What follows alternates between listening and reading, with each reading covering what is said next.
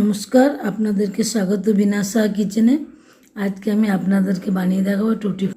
এখন ডিসেম্বর মাস, সবাই food cake তৈরি করবে, তার জন্য টুটি ফুটি সবারই প্রয়োজন। আর এই টুটি ফুটি দোকান থেকে কিনতে গেলে অনেক দাম।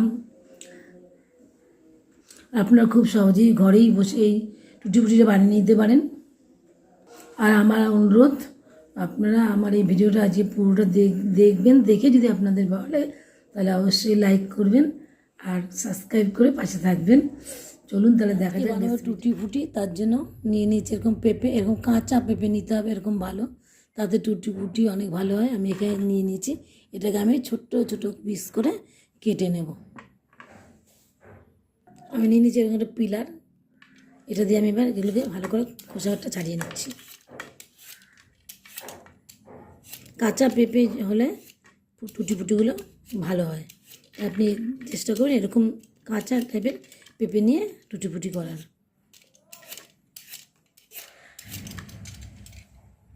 আমি খুব সুন্দর করে খোসাটা ছাড়িয়ে নিয়েছি। এবার আমি এগুলোকে ছোট ছোট পিস করে নেব। টুটি ফুটি করার জন্য যেরকম করতে লাগবে ঠিক সেরকম পিস আমি করে নিচ্ছি।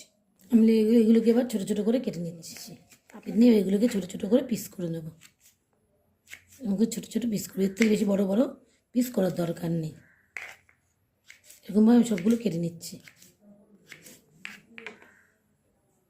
মাঝখানে যে অংশটা এরকম আছে এগুলোকে আমি ছুরি দিয়ে ভালো করে পরিষ্কার করে নিচ্ছি, কারণ এগুলোর জন্য দেখতে ভালো লাগবে না। সুন্দর করে কেটে পরিষ্কার করে নিচ্ছি এরকম করে। তারপর আমি এটাকে এরকমভাবে ছোটো করে পিস করে নিচ্ছি।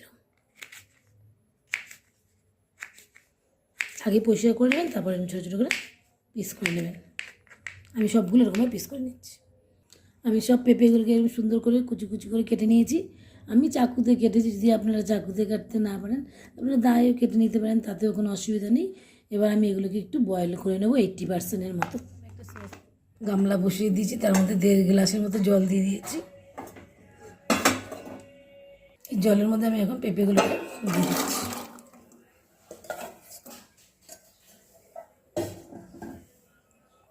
একটু ফুটতে শুরু করেছে, এবার এটাকে আমি ঢাকা দিয়ে 15 মিনিটের মতো সিদ্ধ করে নেব। 20 মিনিট হয়ে গেছে, কালারটা ট্রান্সফার হয়ে 80% সিদ্ধ হয়ে গেছে। এবার এটাকে আমি ছেঁকে তুলে দিচ্ছি। দেখুন, একটা হাত দিয়ে ধরলে বুঝলাম পুরো সেদ্ধ হয়ে গেছে। এবার আমি এটাকে নামিয়ে ঠান্ডা করে নেব। একটা কড়াই বসিয়ে দিয়েছি, নিয়ে নিচ্ছি 1 কাপ চিনি আর দিয়ে দিচ্ছি 1 কাপ জল। এটাকে একটু ফুটিয়ে ভালো করে রস করে নেব।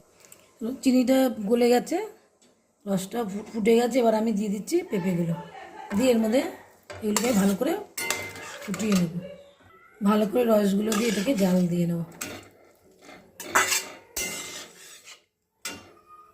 এটাকে ভালো করে হাই ফ্লেমে আমি খুব ভালো করে রসটাকে জাল দিয়ে এটার সাথে মিশিয়ে নেব ভালো করে। হাই ফ্লেমে এটাকে আমি এবার করে নিচ্ছি। 15 মিনিটের মতো হাই হিটে পাকিয়ে নিয়েছি, একদম পারফেক্ট হয়ে গেছে তৈরি। এবার আমি এটাকে গ্যাসটা বন্ধ করে দিই। তারপর আমি কালার মেশাবো। এটা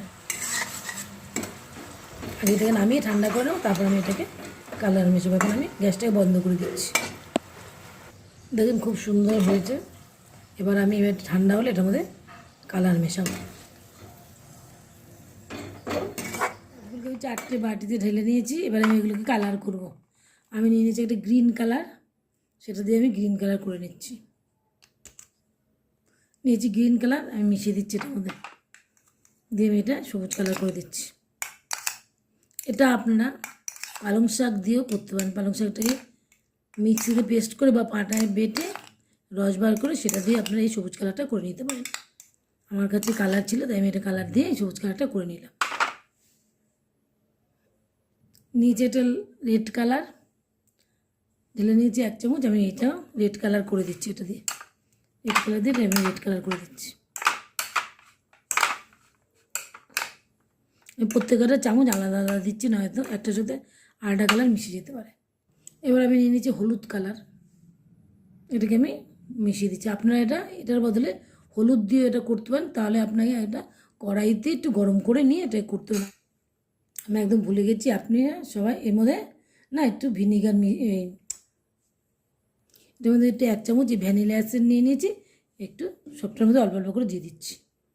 ভুলে গেছিলাম দিতে, এটা অবশ্যই আপনারা আগে দিয়ে দেবেন। নিয়ে নিচ্ছি যে অল্প 1 চামচ গোলাপ জল, এটাকে আমি অল্প অল্প করে দিয়ে দিচ্ছি, সব কটার মধ্যে অল্প অল্প করে দিয়ে দিচ্ছি। এটা আগেই দেওয়া উচিত ছিল, কিন্তু আমার মনে নেই বলে আমি পরে দিয়ে দিচ্ছি। এগুলোকে আমি একটু ভালো করে মিশিয়ে দেবো, মিশিয়ে দিচ্ছি সবগুলোকে।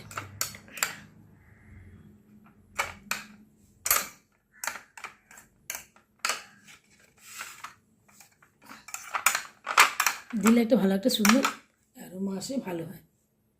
নিয়ে নিচে অরেঞ্জ ফুড কালার, এটাকে আমি অরেঞ্জ কালার করে দিচ্ছি।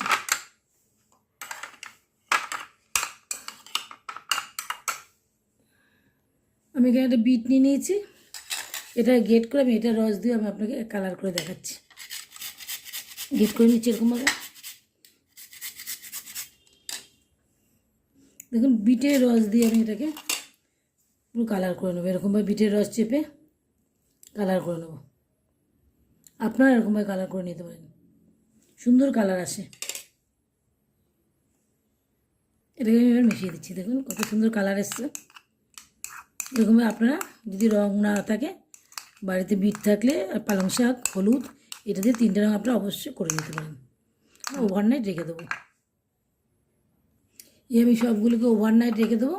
ওভারনাইট রাখার পর কালকে আবার আপনাদেরকে দেখাবো কত সুন্দর কালার চলে আসবে, তাহলে কালারটা আরও ভালো আসবে। 12 ঘন্টা হয়ে গেছে, দেখুন কত সুন্দর সব টুটি ফুটিগুলো কালার চলে এসছে।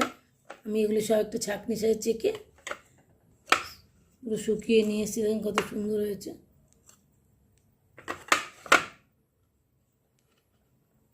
এই বিট দিয়ে দেখুন কত সুন্দর কালার এসছে, বিট দিয়ে করেছি। এটা সবুজ রঙটা আপনার পালং শাকের দিয়ে করে নিতে পারেন, হলুদটা আপনার গাজর কিংবা হলুদ যে কোনো একটা দিয়ে করে নিতে পারেন।